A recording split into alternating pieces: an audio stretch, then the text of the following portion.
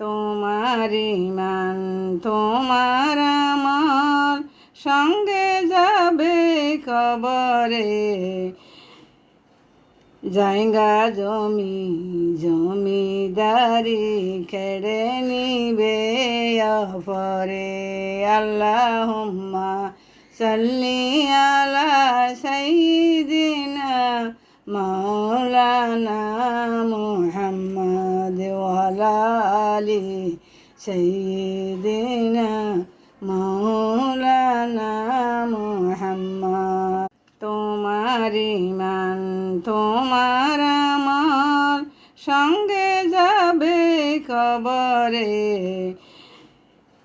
জায়গা জমি জমিদারি কেড়ে নিবে অপরে।